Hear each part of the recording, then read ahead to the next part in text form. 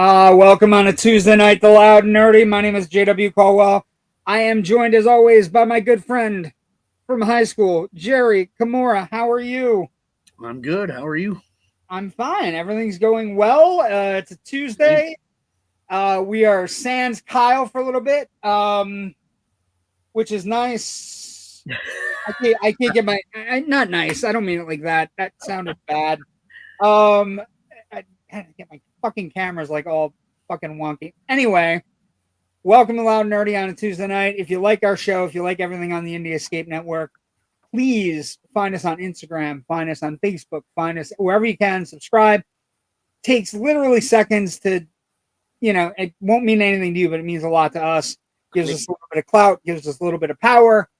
And I think the first thing we have to get to, we might have some guests. Oh God, little camera.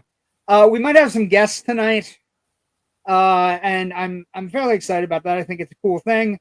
Kyle might be showing up late. We'll see what happens. But Tuesdays are usually his union meeting. First Tuesday of every month usually is union. Shafted on Tuesdays. He gets shafted on Tuesdays. Well, we don't know how much he gets shafted. But anyway, hypothetical. So first thing we're going to talk about tonight, because I think it's a good thing to talk about and get going. And it's kind of like a weird thing that's happening, right? We lost Gene Hackman this week. Yeah, that sucks. And it's a really weird kind of like what's going on. Like they found him. They think he was like dead for 9 days. Like it's out of hand. His wife was dead. There's pills on the ground. One of the dogs are dead. It's just a miserable thing. But what I don't want to do is talk about the miserableness. I want to talk about what a fantastic actor he was, and try to give you some movies that we can all agree on are these movies that transcend like all space and time for this incredible actor, right? So you understand like the ball busting relationship me and my wife have with each other, right? You kind of get that idea.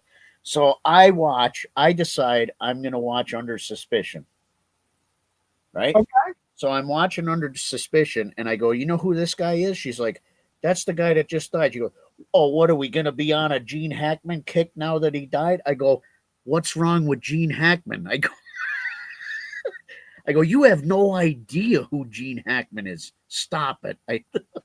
Okay, so I think the interesting thing, I went through a series of pictures trying to find things where you go, these are Gene Hackman roles, where you go, if you're recommending Gene Hackman to other people, this is what you go with. And you start with The French Connection, Popeye Doyle, right? One of his great acting roles. You can do it in chronological order, right? You can start with early roles. You can start with him in Bonnie and Clyde, where he plays Clyde Barrow's brother. Great performance. It's the first time he really gets noticed, right? And then he corrals an Oscar nomination out of that. And then, in the next couple of years, he gets The French Connection. He gets, he gets this movie, which I think is definitely on the list if you want to watch Gene Hackman at his best. He gets The Poseidon Adventure. Yeah, that movie's which is a phenomenal piece of disaster cinema from the 70s. I have that down here somewhere in the cellar. Yeah, it's got star power. It's got a great soundtrack. It's got fantastic performances. It's got Eddie out. It's got Ernest Borgnine and Shelley Winters and all these great character actors. And Hackman plays a reverend that basically has lost his faith, but he's got to lead these people through. And it's just a fantastic performance. And don't accept the remake. Poseidon is okay, but it's not. Right, it's okay. It's not even fucking close. I don't think it was terrible, but it's not. It wasn't terrible, but it's not The Poseidon Adventure. So that that could become like a required viewing for you every New Year's, because it's a New Year's movie. Anyway, so I grew up in the 70s, and I knew him best as the greatest criminal mind of our time, Lex Luthor in Superman, right? He owned that role. He owned the role, and he's a lot of people's Superman. In fact, when they make Superman Returns, Kevin Spacey basically tries to copy the performance. Doesn't really work. He also in the 70s, before we get to Superman, he does this movie called The Conversation. And The Conversation is Francis Ford Coppola. It's really great. It's an excellent spy thriller that would be a perfect double bill, Jerry, with Enemy of the State. Because his character in The Conversation is a wiretap expert who hears a very bad, controversial conversation and is then on the run the rest of the movie. And then Enemy of the State, the movie with Will Smith, he plays a character that's on the run who helps Will Smith. Right. And it's like an extension of the character. So it's like, if you're looking for a double bill, a perfect double bill. He also, he then absolute power. He has a bunch of movies where he plays political officials, Crimson Tide and the Kevin Costner movie. And he has so many different roles, but I'm trying to come up with roles where you'll see quintessential Gene Hackman. And so The Conversation is great. All these movies are great, but then he hits the 80s and he has this movie called Hoosiers. Hoosiers is good. Which is one of the greatest sports movies ever made. It's a movie that you can trot out. It's March. You can make excuses that we're in basketball playoff time. And Hoosiers is a definitive watch that is just great. He plays a college basketball coach that comes to the small town in Indiana, and basically has 5 players, 6 players, 7 players total, and it's basically about the mythical, run to the state championship. And it's got him, it's got Dennis Hopper, it's got Barbara Hershey, and he has a star player, Jimmy Chitwood, and it's just a fantastic movie in every conceivable way. But if you're late to the game on Gene Hackman, he does Hoosiers. He has a star performance in one of the best Westerns ever made, Unforgiven, where he plays Little Bill, who is a sheriff, but he's a corrupt sheriff, and he runs into Clint Eastwood and Morgan Freeman, and it doesn't go well, but it's a fantastic performance. He just wants to build his house, so it's amazing. Also later he gets a little bit attached to he becomes the head of the Royal Tenenbaums, right? Which is another absolutely mesmerizing performance as the head of this family that is, he's a terrible husband, a terrible father, and he's kind of a con man, but it's a mesmerizing performance. How about the birdcage? You mean this birdcage? Of course, the birdcage. So I just think if you go through, right, you look at his Bonnie and Clyde, French Connection, Poseidon Adventure, The Conversation, Superman. You could easily have a good 3, 4, 5 weeks just watching Gene Hackman. Yeah. And not having a problem. And I didn't even get to the little titles where he did so much. Like, I don't even have in this list Crimson Tide. I don't even have in this list, some of these other movies where he was just fantastic in them. And he's just one of those rare actors where you're like, the Poseidon Adventure is the one where I think you can watch him and he's like, it's a commanding performance. He's got all these other great actors to play off of. It's just, there are so many great movies to watch, but I forgot Kyle's not here, so I got to do comments. Hold on. Shit. Hi, Jamie Hill. How are you? Good evening, all. Good evening, Joe Ridgely. Good evening, friends. Howdy, Jasper Katz. How are you? He doesn't want to miss the Twilight Zone seggy. Can't promise that. Tuesday night where Kyle gets his postage licked and his envelope stuffed. I mean, you'd have to ask his wife about that. Raven, hi guys.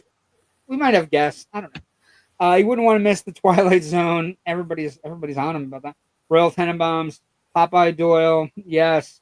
Birdcage and Young Frankenstein. Yes, he has a very big part in Young Frankenstein, but fantastic. Mel Brooks is one of the people who Superman. Dysfunctional Patriarch was his vibe. Trying to remember the Gene Hackman from late 80s and 90s. Him and his daughter were attorneys. Joined the debate class and team because of it my freshman year. Are you talking about the one with him in Class Action with Maria Elizabeth Master Antonio? I think it's called Class Action. Oh, I miss Kyle. Kyle doing comments is great. I think it's Class Action. Yeah. Yeah. Yep. Let me see the cast. I don't see Ralph Macchio. Yeah, no. I see Jonathan Silverman though. That's the first one I thought that it might have been. I see Jonathan There's your Silverman. Ralph Macchio, right? Well, he's Macchio-ish. Right. Fits the mold. Activist lawyer Jebediah alienated daughter Maggie years ago when she serviced many affairs. Now conservative corporate lawyer Maggie agrees to go into father in court. Does that sound familiar, Joe? Joe needs to teach me production. Raven wants him. IMAX. Who's name? There, he just wrote, I think that's it. Raven. Fine. I think that's it. Lucky Lady. And then Laugh Out Loud JW, that's on tape now. Need Kyle. Oh, yeah. Well. I mean, I just need him to do like this. This like the menial way. Yeah, don't give it to me. Yeah. We won't even need him. Hey, welcome, Max. Good to see you. Okay. So I just think it's an incredible loss. I will say, when we talk about the Oscars, I there were some people that were missed. That I know people were super upset about people getting missed. So we'll do that now as well. Michelle Trachtenberg passed away. Kind of sad, really young, like super young, but apparently was very sick. Nobody kind of knew about it. But she was in Buffy the Vampire Slayer. She was also Harriet the Spy. And she was also on Gossip Girl too. So it's like, it's a tragedy. And the Oscars every year, the Oscars find a way they find a way to piss people off, right? Like where it's like, how could you forget that person? So I do want to give a shout out to two of the people that definitely got missed that I look at and I go, that guy should have been remembered, or that guy deserved to be remembered. And so Michelle Trachtenberg is one of them. And then hold on, let's get some pictures for these nice folks. Hold on. Without Kyle to do the menial tasks, I have to do all the work. To have to do this. Yeah, I used to have to do all this. Yeah. You got comfortable. I got lazy. I got used to my peeps being able to do stuff. So Michelle Trachtenberg, early 40s, passing away. She was really good. She was Dawn on Buffy the Vampire Slayer. She was on Gossip Girl. Again, Harriet the Spy. And this person didn't get Oscar mention, and I don't understand why. And it's kind of a big deal if you're like you're in a horror movie. Tony Todd passed away. He did a lot of stuff. I would say his IMDb is full. Not to mention the fact that he was a horror icon with at least one of the greatest horror creations ever made. So yes. I don't understand why we miss people during these Oscar things. I will say that one of the things that was the benefits this year I really liked was they, instead of flashing a picture and just the name and what they did, they put something behind them of what they had done, which is cool. So if you put up like, stunt performer or the one that everybody was talking about, that everybody kind of freaked out about, was there was a DreamWorks PR publicist that apparently is one of the best publicists in the business, which is a hard job, right? You have to get publicity out about movies that nobody knows about. And her big claim to fame was that she was the first one on Shrek and how we can sell Shrek and how we can move Shrek. So they put Shrek behind her picture. And I thought, okay, if you're gonna, like, the actors we know, right? The actors we know because we see them. We know performance, Joan Plowright. We know that Gene Hackman. We know, the people that have performances. They get their little blips of magic. But the people behind the scenes, like one was a stunt coordinator, and they showed a stunt scene behind him of something he had done, and I thought that was really great. There was a producer, and they showed Grease. So he's the producer responsible for Grease. That gives, like, I think that's one thing we're going to talk about with our two guests who are joining us tonight. How well the show came off. Let's bring them in now. Okay, wait. Let's do comments first because I'm 7 comments behind. Kyle needs to get here as soon as possible. Push the button, Kyle. Come on, Kyle. Let's see. Hold on. We got a bunch of comments. Oh, Jesus. Production. Do you remember Max? I don't know. Did he throw coins? Tony Todd, I have something to say about both her and him. Okay, we can bring you on in a second. Missy asked me earlier, so it's been a while. Tony Todd being left out was insane. I agree with that. Tony fucking Todd. I feel like maybe Michelle's being left out of the mention. I don't want to get. I don't like missing people, and I think what they need to do. Like, I don't understand how we don't just have all the names. Put all the names on the screen. You know what I mean? Have all the names and just kind of scroll the names, and maybe put pictures up behind. That blew it. Well, they blow it every year is the problem. You know what I mean? And you can't say Michelle Trachtenberg was too late, but Gene Hackman was after her. So it was like, we had fucking Morgan Freeman coming out and talking about Gene Hackman, which you could do 2 hours on Gene Hackman's career. Tony has over 200 credits. Yeah, he's so many things. I had shit to say about this. Laugh out loud. Relax. We're gonna have you. Relax. Just watch him in Tales from the Hood 3. Just watch Tales from the Hood 3. Okay, that's 2. Why are we sending? I'll navigate this. Comments. Quick, grab the mic. Ignore me. And then Joe said the year they left out George A. Romero. Yeah, I think horror and sci-fi get a short shrift. Shannon Doherty was another and 90% of these people get their start in horror and sci-fi, and they. I mean, think about it. Yeah, it is what it is. Okay, we're gonna bring in Missy, who's Mrs. Kyle. We're gonna bring in Raven, who's coming back for a second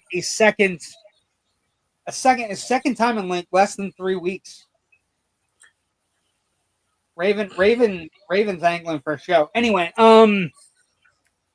let's talk Oscars. I think the show went remarkably well. I know it went a little long, but Conan was pretty great. I liked the bits. I thought it was pretty good. He kept things moving. Let's talk about overall show first, and then we'll talk about things that should have won. I disagree with you. What? Okay, I'm gonna disagree with Raven then because Conan. Okay, was well, awesome. Ed, what was wrong with the show? Conan was awesome. Okay, so I will be upfront. I am not a Conan person. He is hit or miss with me all the time. I'm sorry. He's like nails on a. Oh, I know. I am in the minority of this one. Oh no, I know, and I loved him on The Simpsons, and he's just hit or miss with me. He's extremely cringe.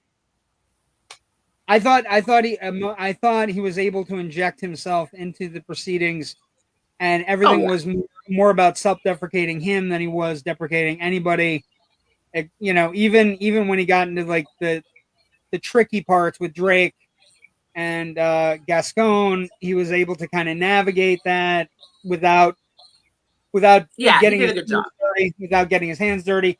I thought the bit with the the worm that played both the harp and the chopsticks on the keyboard was fantastic. awesome. I also loved the idea that you don't know how much these bits cost, and the joke was when you have a bit this expensive, you have to use it at least twice. Yeah. But so overall the show was pretty good. It was a little bit pudgy, even with not having the best songs. But I think part of the not having the best songs this year was because I think two of the songs are okay. I'm not an Emilia Perez fan in any way, shape, or form. So I think they did the song thing Oh, we're today. gonna talk about that. You what do you mean? Talk. Go ahead. Well, You're yeah, here. I want to go back to what you were saying about the songs because I have an unpopular opinion that I didn't share with Raven before tonight. Oh, wow. So you're Okay. lying to your girlfriend? And this is something that both of the Definas in the household agree with, and we're probably going to get a lot of hate for this. Yeah. But it is our strict belief that beside the opening number and the ending celebration number, the music in the middle isn't really necessary. That more time should be given to the actual people who are winning these awards, especially those individuals who may only have one opportunity. Like, this is their time. We should be giving them more time to speak live and to thank all their people, opposed to putting in more musical numbers. Let's leave the musical numbers and stuff for the Tonys. That's a fair opinion. I think what happened was you had a couple hosts about 10 or 12 years ago who knocked it out of the park with dance numbers and with musical stuff incorporating all the nominees, and Billy Crystal was really good at it, and not everybody is. It's more of the musical numbers in the beginning, in the middle. Like, you're gonna have the ones in the beginning as the big pomp and circumstance. Well, and then you're gonna have the ones maybe at the end, but let me ask you a question. Wait, this is controversial. Sorry. So are you not online with the opening then? No, I was online with that's what I'm saying. The opening one was okay. Oh, wait up. Stop Did all the she music only online with it because it's wicked?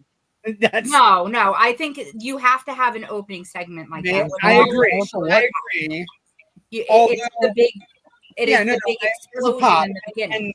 And having those two open was the right choice. Yes, but for an example, did we really need that really long number in the middle? With I mean, I know we have a new movie coming out for that franchise. It's very exciting. It's going to be great. They have to stretch it out. They got to stretch it out. Are you talking about Bond? Are you talking about Bond? I'm talking about Bond. Do we really need all that? Like that whole? It was entertaining. It was entertaining. But that time could have been used for the people who were winning, and that I think that was put in very late. I think that was put in very late, and I've talked to different people.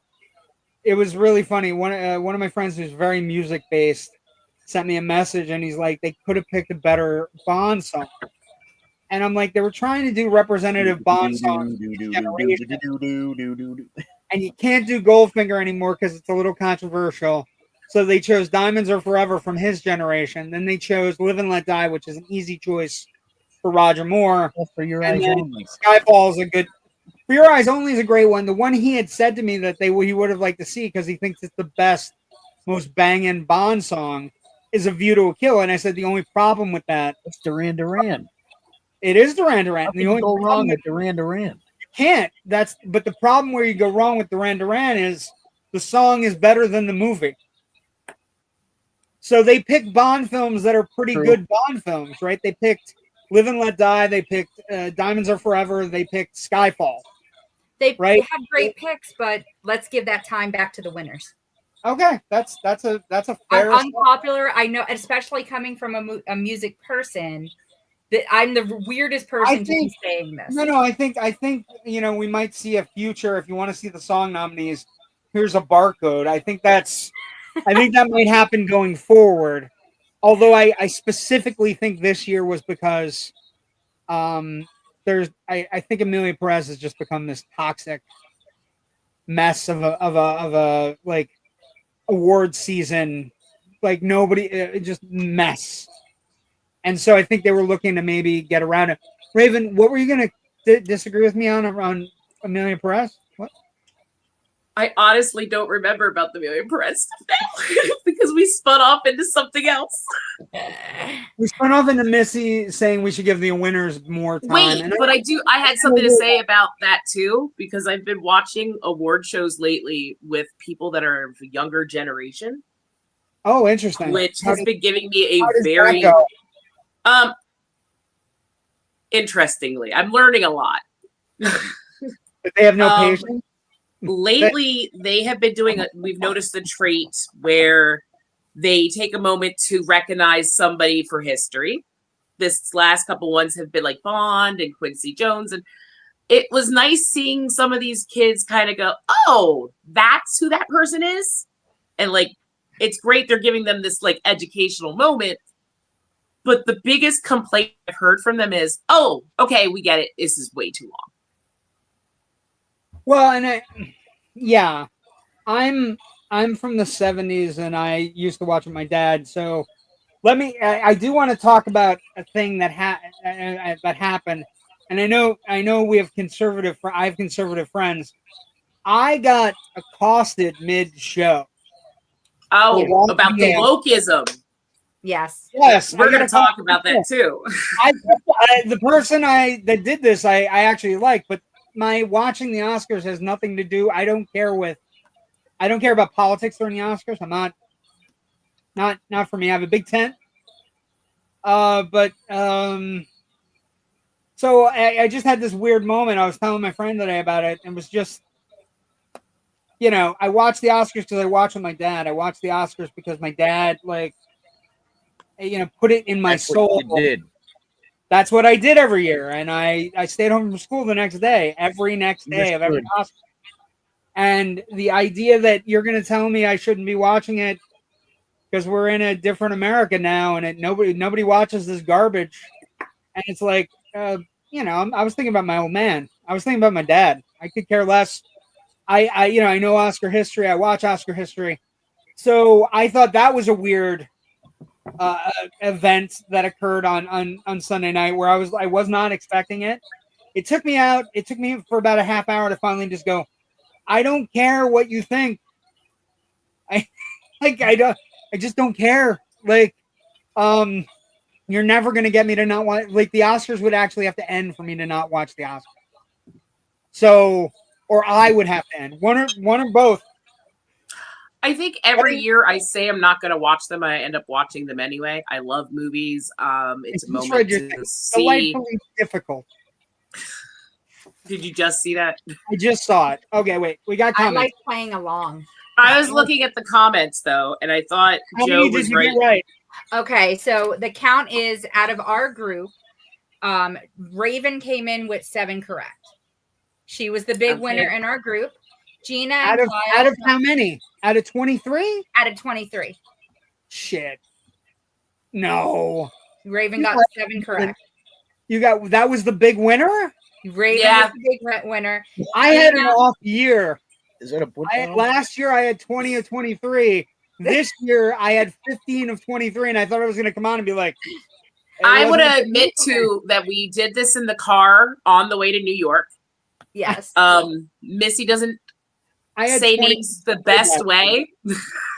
But also, I had totally forgotten that I had seen. And make any edits she wanted. Look, there's lots of scribbles on this page. Where there was. I had seen one of the movies and forgot what the title was. So every time she mentioned Timothée Chalamet, I totally forgot what he was in. And I was like, oh, wait, but I did see that movie. Okay, so wait, here, comments. Hi, gals. Hello there. Hello, Megan. Welcome to the show. I agree with Joe. Remember when Chariots of Fire won for Best Costume over Star Wars? That's not what happened, Jasper. That definitely didn't happen, Jasper. What Star Wars, Jasper, would be my question to you, because you're wrong about this. And you want to know how I know why? First off, I'm a Star Wars fan. Chariots of Fire came out in 1981. The movie Chariots of Fire won Best Picture over. There was no Star Wars that year. Empire came out in 80. 81 was this little guy over here over my shoulder. was Raiders of the Lost Ark. That's what beat. So, no way Chariots of Fire won over Star Wars. Let's see. I think the only movie on the winning list that I might see is Wicked. Actually, almost all the movies on the list are really good. Yes, like, they are. Brutalist is fantastic. It's 4 hours long, but it's definitely made for. It's definitely made to be seen on a big screen. But most of the movies on the list are fantastic. Anora is really good. I don't know that it's Best Picture, but it was an independent kind of year. What was your Best Picture choice?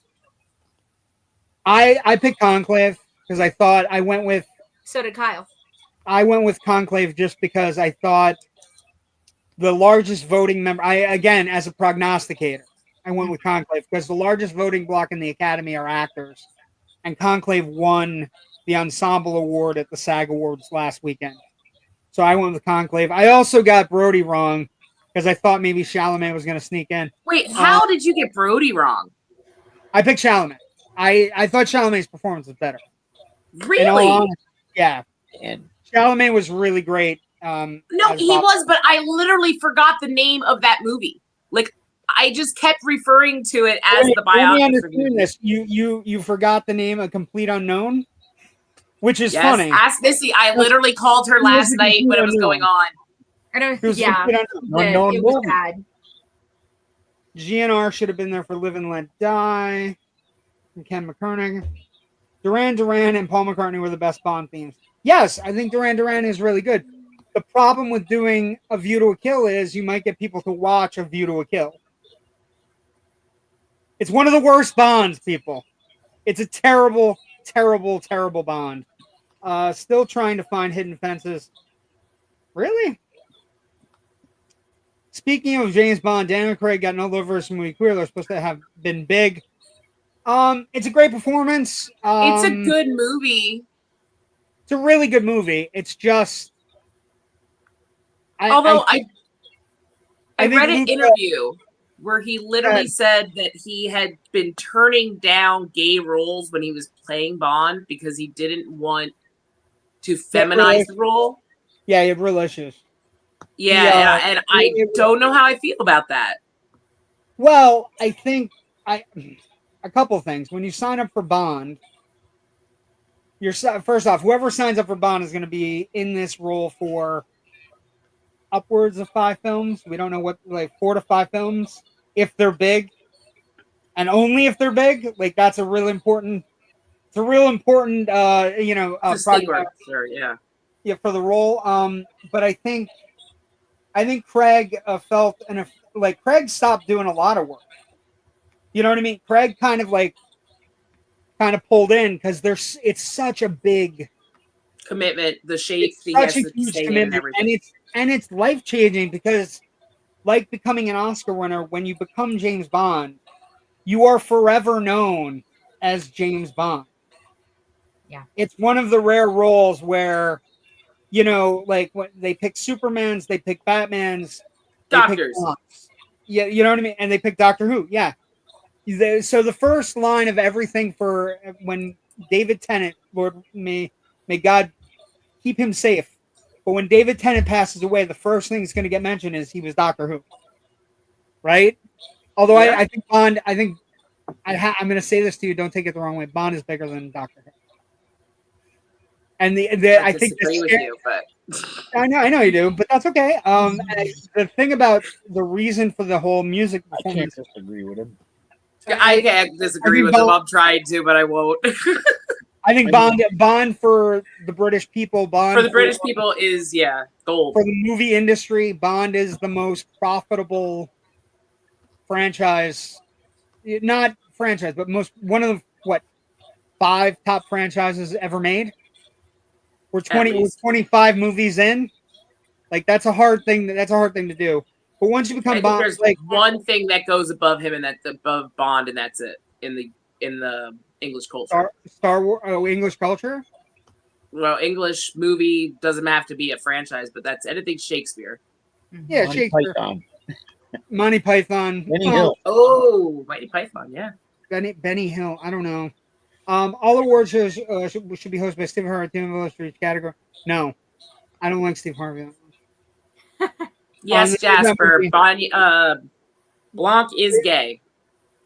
Yeah, Benoit Blanc is gay. So I mean, Yeah. that's the thing. Craig's played gay characters before. I wasn't trying to say it that way. I was just Yeah, saying well, saying while he was Bond, he said he would not take on any roles. I think the interesting thing for Craig is, not only did he, come off a queer, which wasn't as well received as he was hoping, although it's a pretty good movie. He just kind of rolled out of a DC franchise over the weekend as well. He was going to play Sergeant Rock, and he's not going to play Sergeant Rock anymore. So he's not. No, he's out. Oh shit! He said, I have conflicts, and I don't really feel great about it, and so he's out. So that, I mean, I don't know what's going on with him, but I think Bond is one of, like, sometimes people get burnt out, and Bond is a big commitment. I'll tell you why it happened though. Also, Missy, there were rumors up until the showtime that the reason the Bond thing was happening was because in the middle of the musical sequence they were going to announce the new Bond. Okay. That was the rumor all day on Oscar day. That's why I put up my post. It was the rumor. That was the rumor all day, that in the middle of the fucking songs they were going to trot out the new Bond, because Bezos is also, the irony is not lost on me that a maniacal billionaire is now in charge of James Bond. It's not lost. I was going to ask how you feel about that. How do you feel about Amazon owning Bond now? Couple things. I feel it's really weird that a Bond villain may be owning Bond, and then also I feel like the Broccolis and the Wilsons have been very good stewards of the franchise. They've taken care of it for a long, long time. And for them to kind of get to the point where they're fighting with MGM, they're fighting with people, they're fighting over the casting, they're fighting over this, and the two of them just kind of went, we're good. Scares me a little, right? Because it's one of my favorite franchises. And I just think, we have a whole segment devoted to Bond on Generation Movie. We do Bondathon every year. And I mean, we're going to get to the end eventually where we're scraping the bottom of the barrel for Bonds. But it just scares me a little bit that stewards and caretakers who only live for the franchise, who only live for Bond, are not in charge anymore. And so now it's owned by Amazon. That scares me. Okay, let's $1 billion, yeah, or whatever. Let's get to the awards. Let's get to the big winners. So we'll do supporting actor, supporting actress, director, picture is the best way to go. Actor, actress. Missy has my picks. I do. Missy has, okay. So wait, so when you make picks, when you two make picks, this is a very valid question. Are you going heart, or are you going what you think is actually going to win because you've done research and try to figure it out? Or you yes either and yes. So if I know, for example, if I know the movie, if I know all the movies, I am going a little bit heart. Like I struggled with a few different things where I was kind of going back and forth. Yes, I know that list has Wicked. And actually, it was more with Substance with Demi Moore. I really wanted to pick her. Raven's gonna talk here. I know it. But then I kind of got in. I changed my vote and I went with the Poplar Kids, and we were all wrong anyway. None of us got Best Actress right. Yeah, well. My original vote was for Demi Moore for. Well, the irony is that let's acting in there mind blowing. Let's talk about Demi Moore. Let's talk about the Substance. Let's talk about her losing. Yes. Did you honestly think she was going to win? Yes. Yeah. No. She won every Raven. She won every single award up to this point. I love the Substance in this movie. Also, we had a very heavy hitter horror year. We had 3 nominations in horror, which doesn't usually happen. Yeah, that's true. Depends on the horror movie. Also, but this. I mean, but I go at it as a mixture of heart and like politics. I know I shouldn't, but every year I do. And I don't know why, but I went in and I was like, Cynthia's winning this. Cynthia Erivo? No. Yeah. I was explaining, first off, I love Wicked like everybody else. But I was clearly explaining that Wicked is clearly going to be the front runner next year. Like, yes, I disagree with you. I agree. And I'm going to tell you why, Raven, because I thought about it. I really thought about it. When we're talking about all of these great movies and everything, Wicked's going to have another chance up at bat, so that's why they weren't going to sweep this year. Yeah, we have seen, both you and I have seen. I understand that, but the second half is not as good as the first half. You can't stop in the middle, though, because people who haven't seen this movie don't understand the importance of this story until the end of it. I will tell you what I think is going to happen. I think they're punching up the second half. Well, yeah, they already said they're adding songs. Right, to it, and they didn't add any in the first half, and that's because the second half of Wicked, I don't care anybody, it sucks.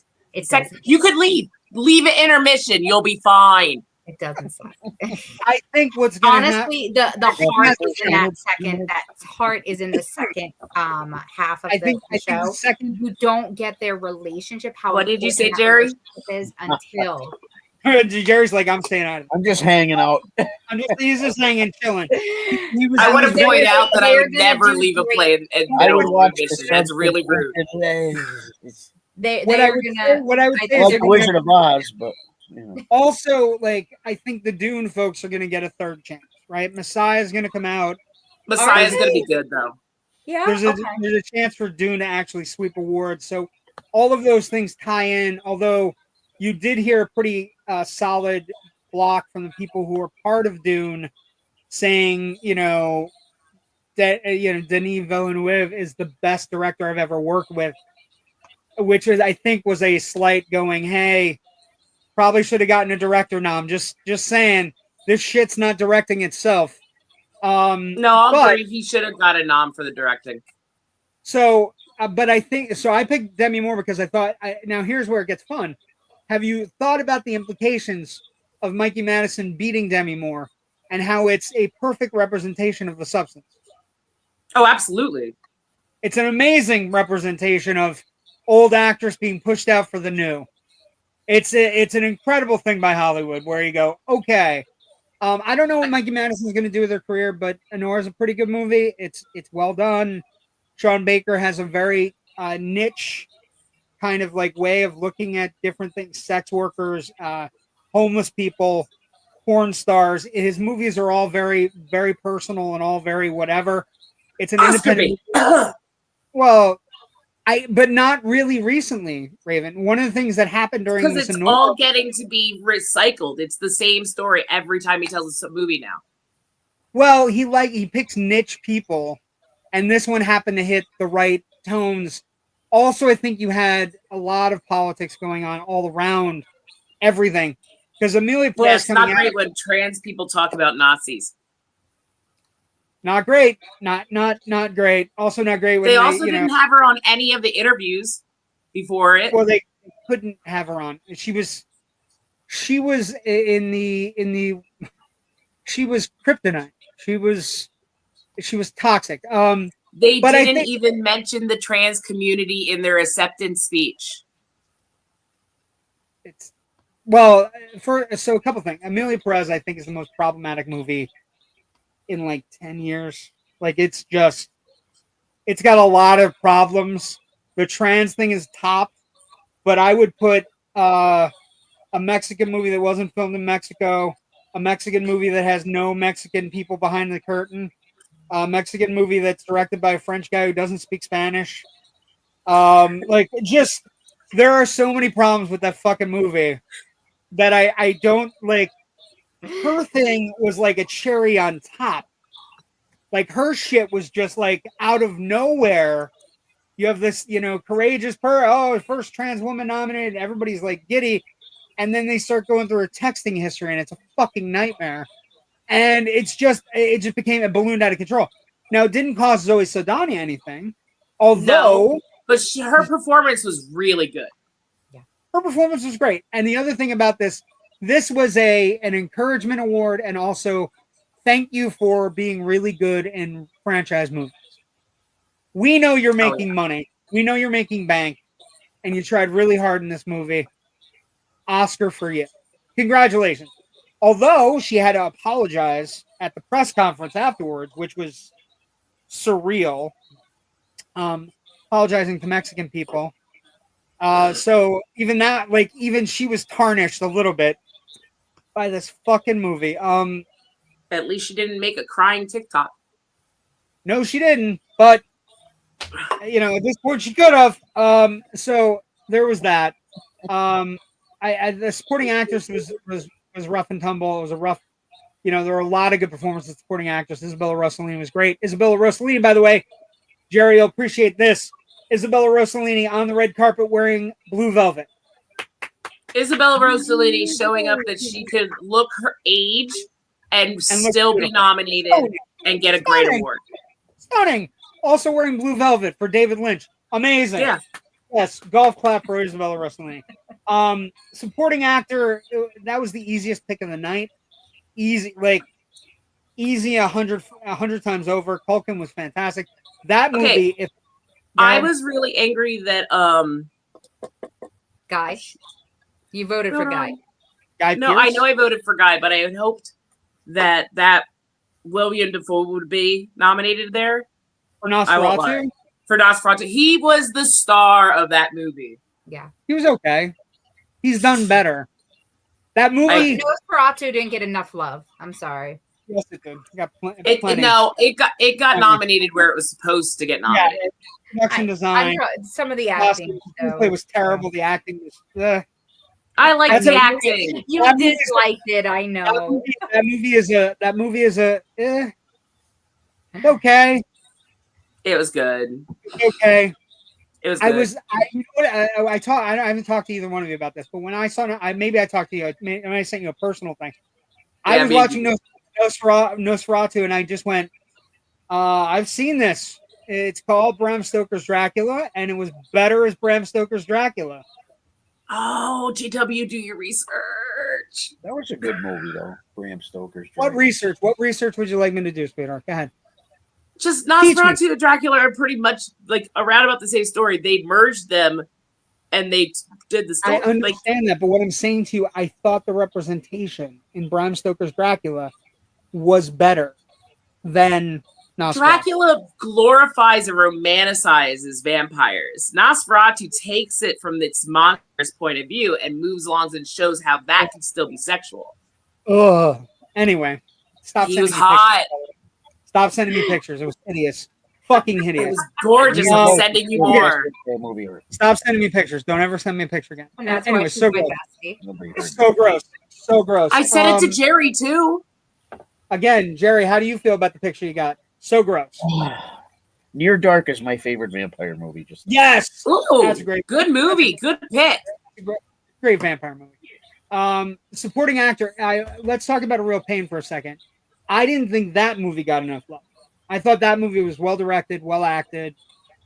Should have been a Best Picture nominee. In all honesty, I was telling somebody about this the other day about Real Pain.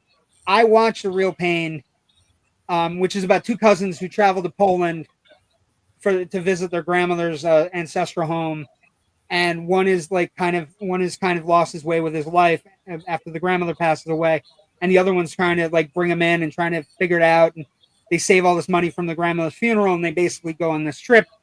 I called my cousin after I watched it and said, you have to watch this movie. I know we don't talk about a lot of movies that are kind of Oscar bait movies, but you have to watch this movie, because all I could think about was our relationship watching this movie.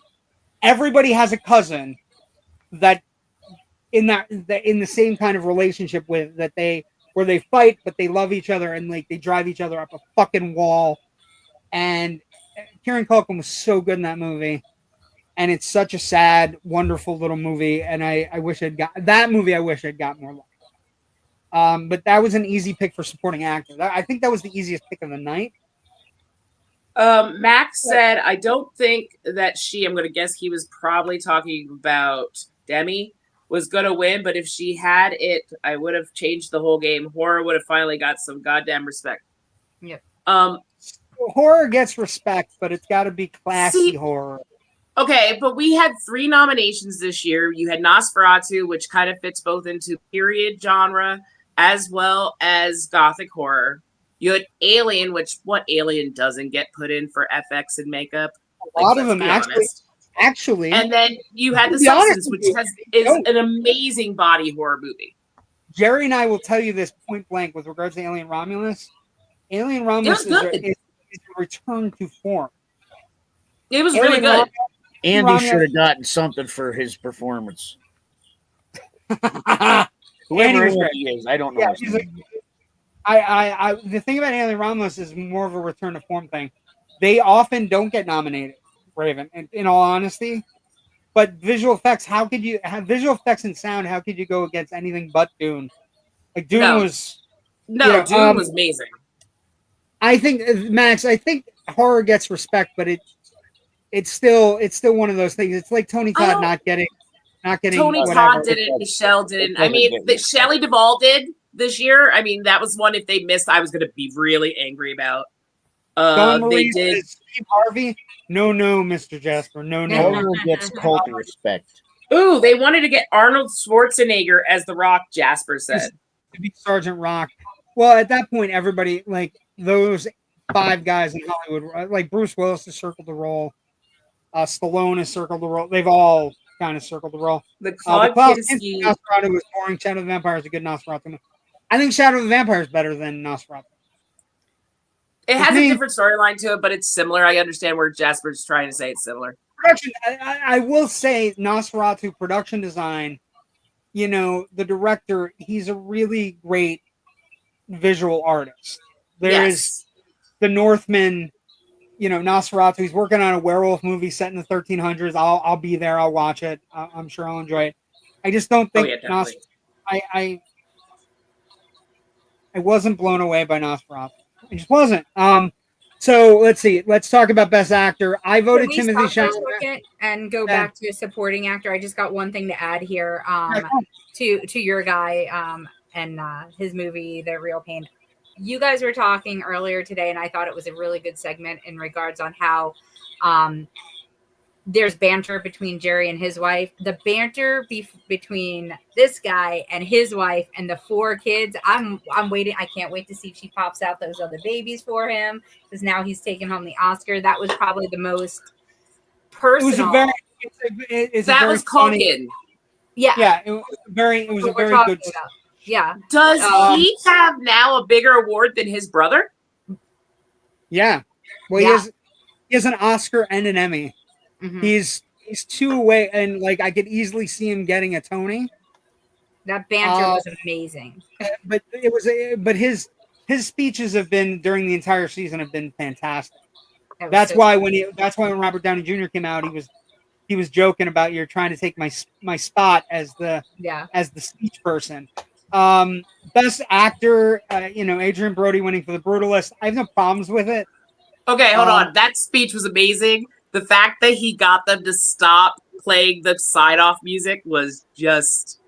Yeah. Yes, but I thought the interesting thing about the speech was he got them to stop, and it wasn't anything special. Like, it was... No, I wish it was something special, too. Yeah. It wasn't like... it started with the gum, and it kind of went, like, slowly downhill from, like, throwing the gum at your significant other is a weird... Just swallow the fucking gum. Just swallow the weird gum. I love you. Here, have my gum. No, it was bad. Also, I don't know if you guys know this. Do you know who his girlfriend Jerry, what would your wife do if you threw gum at her? Yeah, you're going to throw it back. She'd find something bigger to throw back. 20 million people? I don't know. JW? I wouldn't. I would just swallow the gum. Like I thought it was weird when it happened. Do you guys know who she is, by the way? Mrs. I don't know if you guys know this. This is an interesting fun fact. So in the middle of the speech, he thanked India and Dash, right? The kids, her kids. Their father is Harvey Weinstein. So she's Harvey Weinstein. We just lost Raven. She's Harvey Weinstein's ex, which is fun. You're 13. So we don't literally talk just lost politics. Raven. Her kid's older than Adrian Brody. I didn't like his speech. I enjoyed Chalamet. I thought Chalamet was really good. A Complete Unknown. I like that movie overall too. Mangold really does well with biographical movies. He did Walk the Line and he did that. So he's good. I thought The Brutalist is one of those movies. It's an old-fashioned movie. We did a bunch of generation movies. Our Oscar decade. I'm just surprised you didn't find him to be the winner for that. I mean, he won for Pianist too. Yes, it's kind of like his niche. It is, and I would have picked him, Raven, had he not lost last week at the SAGs. The SAG Award. So when I do, I won't lie. I haven't watched the SAGs yet. It's on my list to watch. But what I'm saying is the way I do Oscar prognostications, the SAG Awards, the Directors Guild, the Writers Guild, the Producers Guild. These are all things that happen before the Oscars, where you kind of know what the voting block is, and the way the Oscars works is a ballot system where the actors vote, the producers vote, the cinematographers vote, everybody votes in blocks. So you can kind of get a gauge on what, like for SAG Awards, the ensemble movie was Conclave. So that means all the actors picked that movie out of all the other movies that were nominated as the movie that they thought was their best picture.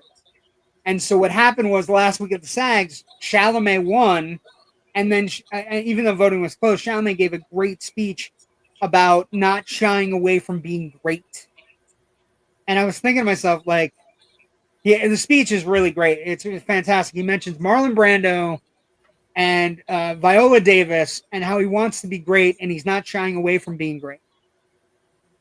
The complete opposite of a speech I would normally like, but because the kid is so hyper talented, he's one of the few people that I will accept as somebody going, I want to be great. I think I can be great. You know what I mean? He's really charismatic. Yeah, he's an amazing actor. But so I was wrong there. What did you guys vote for? What did you two vote for? Raven did get the Brutalist. She did get Brody. Me and Kyle went for Conclave. So you went for Ray Fiennes? Yeah. I think Ray Fiennes has one Oscar left in him. And that was one of the ones Dawn got right. And Dawn hasn't seen a lot of movies, so we gotta do a shout out to Dawn. Shout out to Dawn. Entire award season. Best director. Joe wants to talk what I wanted to talk about. Right there. Wait, who put it up? How did that happen? Wait, do I have control? You can't watch Daredevil Born Again before the show because it didn't drop till 9. Yeah. No, but the reason why I only watched half of the Oscars is that I watched Flow and I was finishing up watching my Daredevil rewatch. Okay, Flow was fantastic. Well deserved. I thought The Wild Robot was going to win. So I did too because I hadn't wrong. seen Flow yet. Now seeing Flow and at the Oscars are the one thing I always look forward to is animation every year. I watch shorts. I watch doesn't matter if I can understand them or not. I believe I picked the short. Did I, Missy? So short film out. Yes, you got the Shadows of the Shadow Under the Cypress. Cypress, yep. Was actually really good. You don't have to understand it. That's what I love about animation. But we all picked Inside Out too. All kind of like horror. All 5 of us picked wrong for the best animated feature. And I saw Flow, and I love Flow, but I did love Inside Out. Joe, the drop was 6 p.m. Pacific, which is 9 p.m. Eastern. Let's work on our time zones, Joe. Love you, buddy. Okay. Let's talk about Best Picture. Anora wins. Anora's a great movie. I have not seen Anora. Well, it's a fantastic movie. It's well done. It's very comedic, but it's also very heavy. It's about a girl who's a sex worker. She latches onto the son of a Russian oligarch, and chaos and love ensue. And it's really cool. And it's about the plight of sex workers in this country. And there were sex workers that came up on stage when it won. And Sean Baker's got this quirk niche role. I think, you know, you could have picked any of the best picture nominees this year were good. Like Dune 2 was fantastic, Brutalist was fantastic, Wicked was fantastic. Although again, I think we're for Dune and Wicked, they'll live to fight another day. You know, you could have picked some of the other ones, but Anora somehow caught fire. And leading up to this whole thing, Anora was kind of on a streak. It won the Producers Guild, won the Directors Guild, won the Writers Guild. It won all the way through, and the only one that didn't win all the way through was Mikey Madison. And that movie, I think she got swept up in what my dad would have called a sweep kind of an effort. So what'd you guys vote? You voted for both Kyle and you voted for Conclave, right? So Raven and I voted for Wicked. Kyle and Dawn voted for Conclave, and it's a musical that took nearly 20 years to get made. Come on. Speaking of Wicked, it was a great show. Last talk about Wicked, Missy. I don't know if you heard this, but they had a conference call about Epic Universe, and the head of Epic Universe says they have 2 more plots of land to set up for, and Wicked is definitely on that list. So I feel like there's this area where they have like this, like a small area, you know, where they do little things at first before they make big worlds, and apparently that's like really popular. But sorry, pun intended. But yes, I do want to mention one comment that I was really surprised with, and it came from, hold on, let me see if I can remember. It came from one of the Wicked people. It wasn't best costume. It was maybe... But they had made mention how that now they won the Oscar, they were going to go to Disney World. And I was like, you work for Wicked. I don't know if you should have said that you're going to Disney instead of going to Universal Studios. Oh, wait a second. Hold on. You remember that comment? Who was it? Look at this. It was the production design guy that won. Kyle, take over, okay? Hi, honey. What am I taking over for? Take over the comments. I don't want to do it anymore. You got to show up every week. He has been struggling. He's relying on you now. I'm not. No, I'm just saying you might have a use. Oh wow! Welcome to the show, Kyle. Well, where do we leave off at here? We're wrapping up our comments. Did you not show? Well, have a good night, everybody. Medicated for multiple heart attacks. So yeah, that would have been the last one. Einstein. Okay, I think that was directed at me. It's not Einstein. It was production design. The guy that did production design. He got his Oscar for Wicked, and he's like, "I'm going to Disney taking my kids to Disney." I'm like, dude, you might have just got in trouble. Probably should have said Universal. That. Yeah, I would have said Universal. I should have said Universal. Going to Epic Universe. They want to know, Kyle, what's your favorite show tune? Actually, Kyle, did you enjoy the Oscar telecast? Really quick before we end with the ladies and we do our weekly segments. We're running a little long, but did you enjoy the show, Kyle? What did you think of the show? Some of the tone and stuff really landed. Some of it was I have your quote here, honey, that I haven't dropped yet. If you want to use your quote. Oh, go ahead, drop it. All right. Kyle says, "Only way Adam Sandler gets invited to an award show." That's fair. That's fair. I mean, it was a cute bit, but he usually is there, but he doesn't and he usually is dressed down, not as badly. But I will say, Sandler can go as long as he doesn't do any more stupid fucking Netflix movies. They're fucking awful. Most of them are terrible. I would say he has a shot if he does something like Uncut Gems. Uncut Gems is great. I liked most of the acceptance speeches. I think I made this comment to Melissa while we were watching it.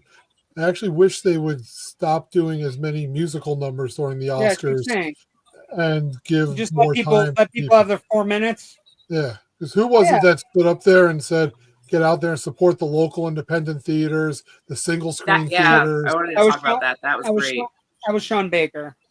Sean Yeah. Baker, go to movie theaters. It's a communal experience. We're losing it watching it streaming, which is, I don't know, may or may not have been said on this show.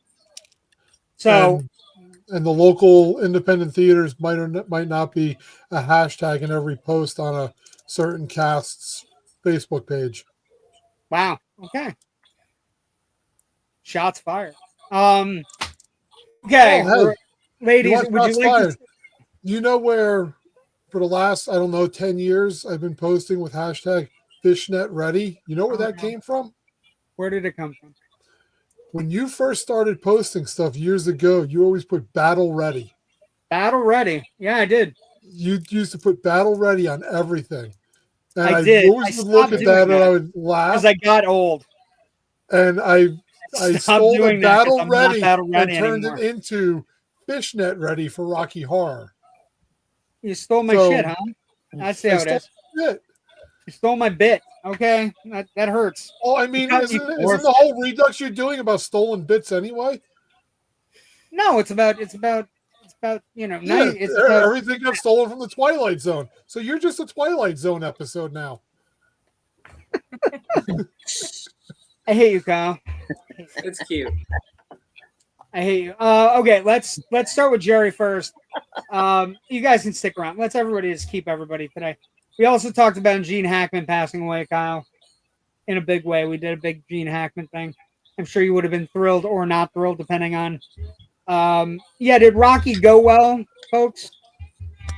I did the lights. It was so good. Like, the audience was into it. The cast was really into it. There was just good vibes all night. So I was really super excited. Somebody might have been like, "Oh, like, look, thank you, Max." The theater manager came up to me and said, "So, you're looking like you're having fun." And I was like, "Shut up." Shut up. It was very. I'm glad it went well. Well received. We always support you guys.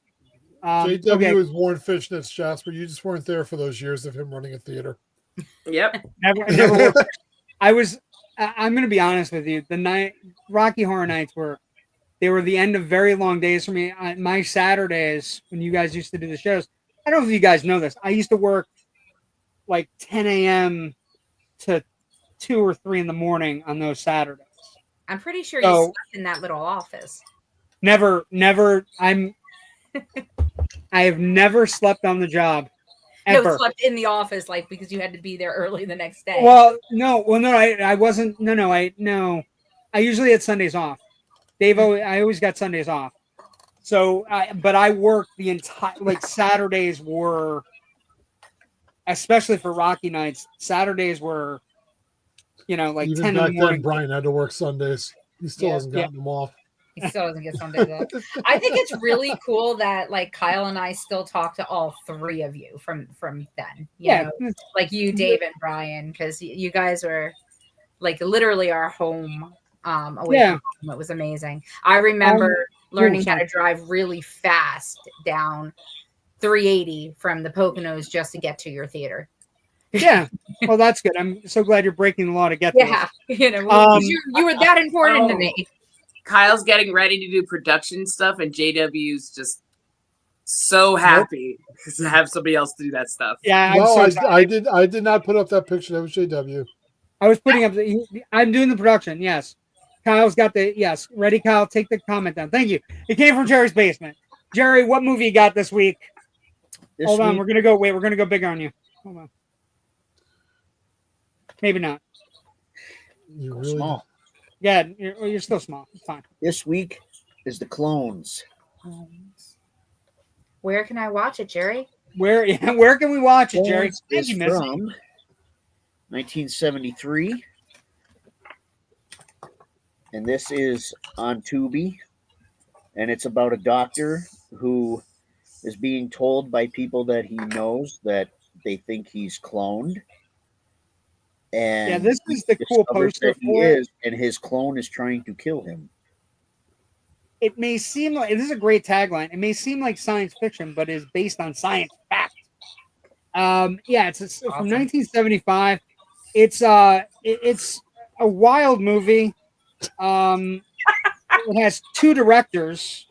Sorry, we're laughing at Raven. Yeah. Raven. She might or might not been partaking in what's called a Ridgely during the show. Little hit, huh? Little hit, just a little bump. Anyway, so yeah, it's a fun movie. It's in Tubi. Good to know. Let's get to. I didn't do it on camera. Okay. No, she went off camera and then. Let's do Twilight Zone. We're covering Kyle up. Kyle, you didn't by any chance watch this episode, right? You might have seen it. It's a popular episode. Okay, so I'm so disappointed. On the car ride back, I wanted to watch it, but instead I got dragged to New York again. The Night of the Meek. So this is let's see, this is one of the more famous episodes. It is episode 47 total, 47 episodes in. It's at season 2, episode 11. It premiered December 23rd, 1960. It's one of the 6 episodes of the second season. Jerry, we were wondering. There were 6 episodes shot in the middle of the season on videotape. That's why it looks so different. It does look different. It looks really different. It looks like a live episode, right? I was doing some research. It is one of the 6 episodes that they shot on videotape in an effort to save money, and in the long run, it didn't save them any money. Hold on, because they didn't know that? I knew that last week. I could have told you that. I know, but it's one of the things that came up about this episode in specifics. It was a trivia question one night on something. That's the only reason I know it. There you go. But Night of the Meek, anyway, great episode. This is the opening. This is Mr. Hold on. Let me put up a picture. It'll go along with it. This is Mr. Henry Corrin. Normally unemployed, with once a year takes the lead role in a uniquely popular American institution, that of the department store Santa Claus, in a road company version of The Night Before Christmas. But in just a moment, Mr. Henry Corwin, Erstadt Santa will enter a strange and kind of North Pole, which is one part of the wondrous spirit of Christmas, and one part of the magic that can only be found in the Twilight Zone. So he's a drunk. He lives in a slum. He meets some. He talks to the kids. He's they're poor. He lives in the poor neighborhood. And he finds out in the middle of an alley, he finds a bag. But he loses the important thing, right? Is he kind of loses faith, but really doesn't.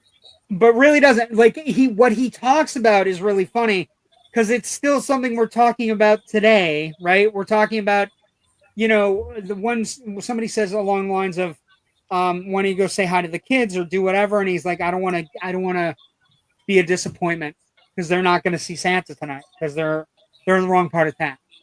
Right. So he works in a department store, he gets fired from the department store, finds a sack in an alley. And basically, Rod Serling appears early on the street, like walking by. It's great. Sorry. That was from a different episode. Shit. And it's this great episode, and everything in the bag. He goes to like one of the homeless shelter, not homeless shelter, but like in the time, like it was like a place where people would go get some church music and kind of like relax with a nun and try to stay off booze and drugs. And he meets all these people, and he starts passing out gifts. And they're all the gifts that the people actually want: a pipe, a smoking jacket, a sweater. They're all perfectly affixed to the people. And he keeps on reaching it, at which point the nun brings in the cops.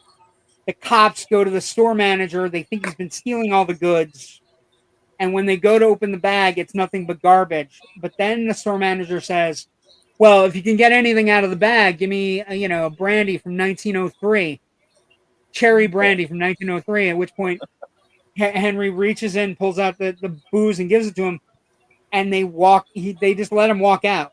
And he finishes the night giving out all the gifts to all the kids, toys. He's handing out, model planes, trains, baseball bats, dolls. It's beautiful because all the poor kids are having a good Christmas. And he gets to the end of the bag and it's empty. He shakes it out. And the person who had asked for the smoking jacket walked by him and says, "There's nothing in the bag for you."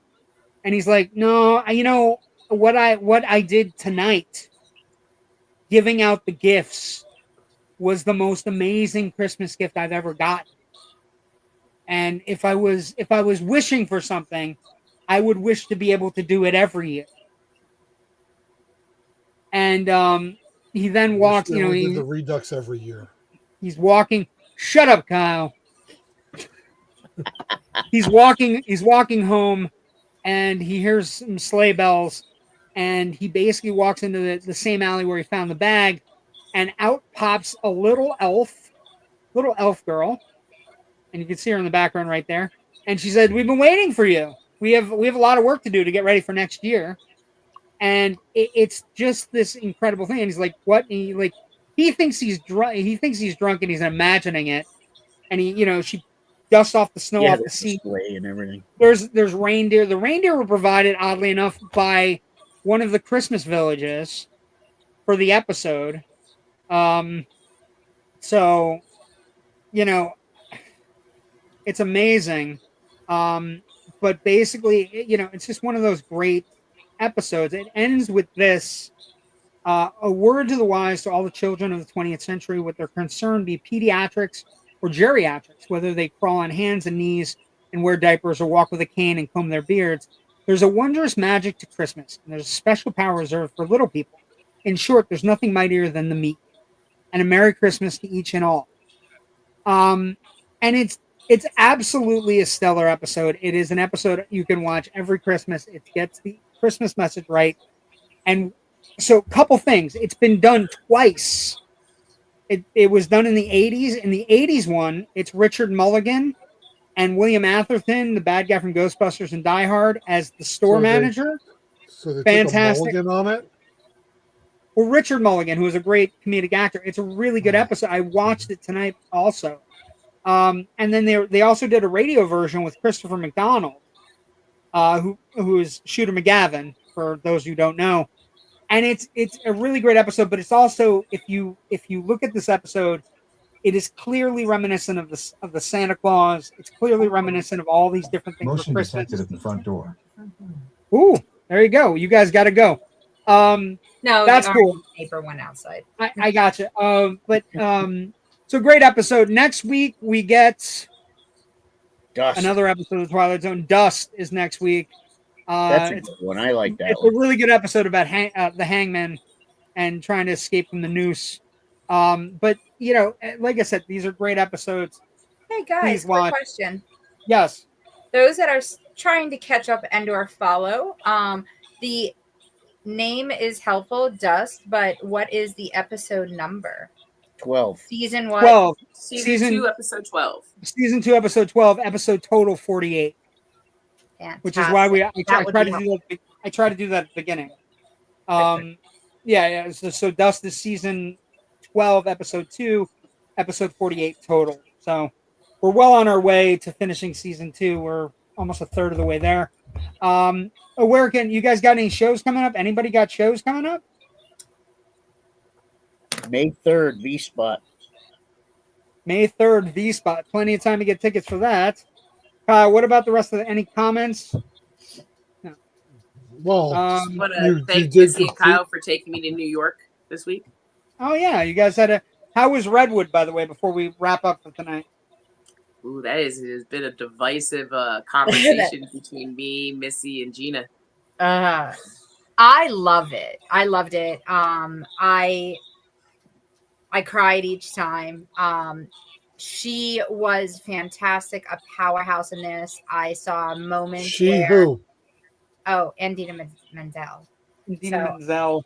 I got to see moments where she was able to put in basically her history into this. Like there was Wicked moments, there was Rent moments, there was Frozen princess, Disney princess moments. There were, she did a little head tilt to her history. Oh, okay.